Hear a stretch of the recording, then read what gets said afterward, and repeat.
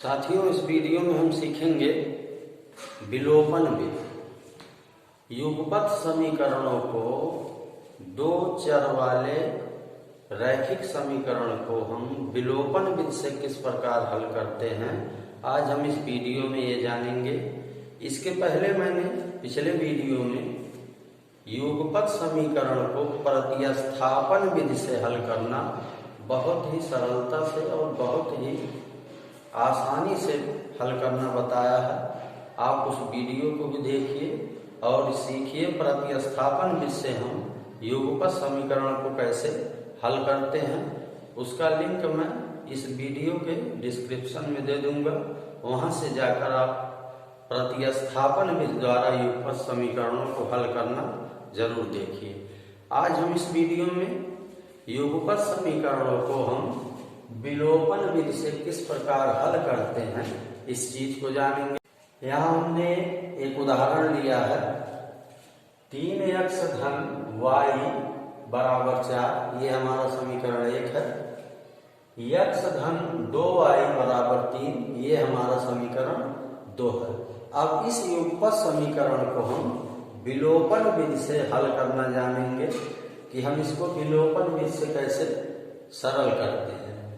विलोपन विधि में हम क्या करते हैं कि समीकरण 1 और 2 को आपस में जोड़ते अथवा घटाते हैं। जैसी आवश्यकता होती है हम जोड़ते हैं अथवा घटाते हैं, और इसके बाद एक चर का हम विलोप कर देते हैं। तो हमारा एक चर बचता है, उसको हम सरल कर लेते हैं, हमारे एक चर का मान आ जाता है। फिर उस चर का मान हम समीकरण 1 अथवा 2 में किसी में भी रख के दूसरे चर का मान बहुत ही आसानी से ज्ञात कर लेते हैं। तो ये सब किस तरह से करते हैं, चलिए मैं आपको इस समीकरण पे बताता हूँ किस तरह से करेंगे। तो यहाँ देख रहे हैं ये हमारा 3x है, ये y है, और यहाँ पे x है और धन 2y है। अब हम किसी एक का विलोप करेंगे दोनों चर में से, x का y का, दोनों में से किसी एक चर का हम विलोप करेंगे। तो विलोप करने के लिए दोनों चरों के गुणांक बराबर होने चाहिए। जैसे यहाँ पे x का अगर हम देखते हैं तो यहाँ इसका गुणांक 3 है, इस x में गुणांक 1 है।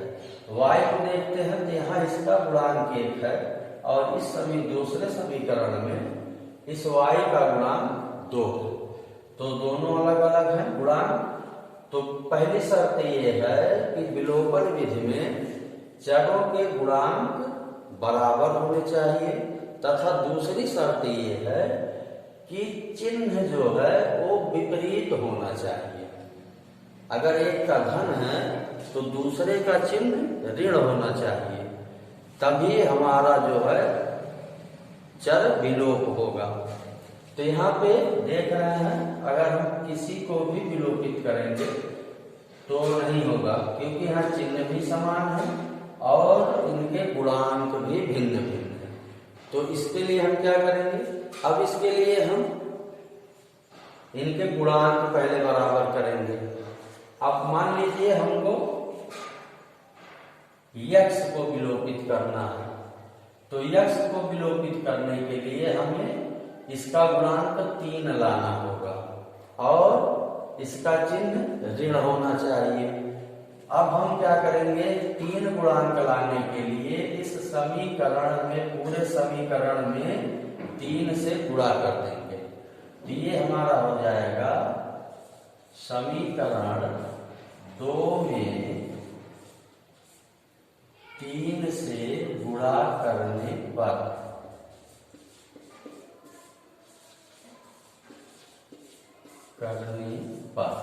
अब हम जब 3 से गुणा करेंगे, पूरे समीकरण में हम गुणा करेंगे, तो हमारा नया समीकरण क्या प्राप्त होगा, 3 गुणे x, ये हमने x में किया।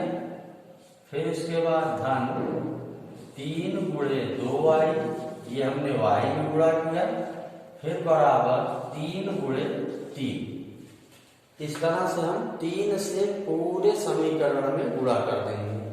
तो अब हमारा जो नया समीकरण होगा वो होगा 3x धन 3 दूना 6y बराबर 3 त्रिका 9। ये हमारा समीकरण 3 हो गया।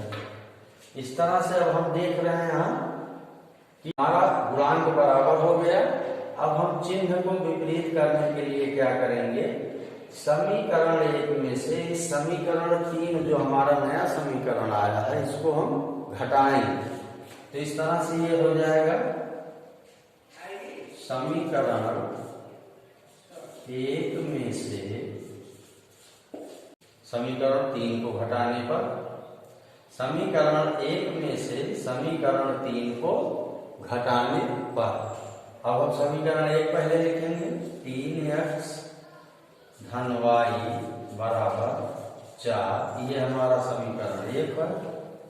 अब समीकरण 3 लिखेंगे 3x धन 6y बराबर 9। ये हमारा समीकरण 3। इस तरह से हमने समीकरण 1 और समीकरण 3 लिख लिया। अब हम क्या करेंगे, समीकरण 1 में से 3 को घटाएंगे। तो जब हम घटाएंगे तो इसका चिन्ह बदल जाएगा। ये धन है तो यहाँ ऋण हो जाएगा, यहाँ पे धन है यहाँ पे ऋण हो जाएगा, यहाँ पे 9 धन है यहाँ पे ऋण हो जाएगा। इस तरह से जब हम बीजीय अंकों को घटाते हैं तो इसका चिन्ह बदल जाता है। अब हम यहाँ देख रहे हैं दोनों के गुणांक बराबर हैं और चिन्ह विपरीत है, तो ये क्या होगा, विलोपित हो जाएगा, कट जाएगा। अब हमारा बचा है यहाँ ये धन y है, ये ऋण 6y है। तो इस ऋण 6y में से ये धन y कम हो जाएगा तो बचेगा हमारा ऋण 5y।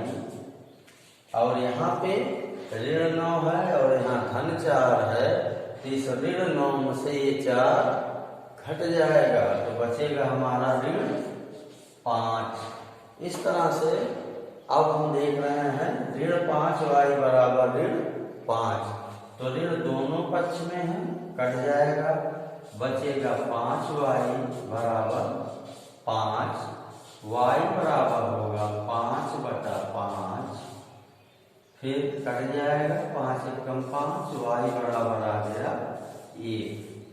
ये हमारा y का मान आ गया, y का मान 1 आ गया। अब इस y का मान हम समीकरण 1 में, 2 में, 3 में, किसी में भी रख दें। इस y का मान हम 1, 2, 3 किसी भी समीकरण में प्रतिस्थापित कर दें, हमारा दूसरा चर जो है x उसका भी मान हमको बड़ी आसानी से मिल जाएगा। तो चलिए इस y का मान हम किसी भी समीकरण में रख सकते हैं। हम मान लीजिए 2 में रख दे रहे हैं। चलिए समीकरण 2 में y का मान प्रतिस्थापित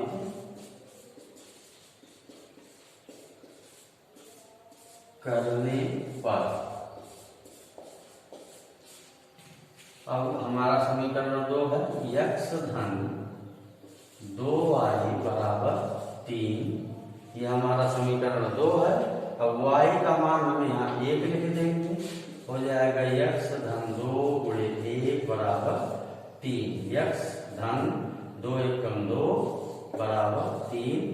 इस धन 2 को समीकरण के हम दाएं पक्ष में ले जाएंगे तो ये हो जाएगा x बराबर, उधर जाएगा ऋण हो जाएगा 3 ऋण 2, x बराबर हमारा आ गया 1। ये हमारा x चर का मान आ गया, ये हमारा y चर का मान आ गया।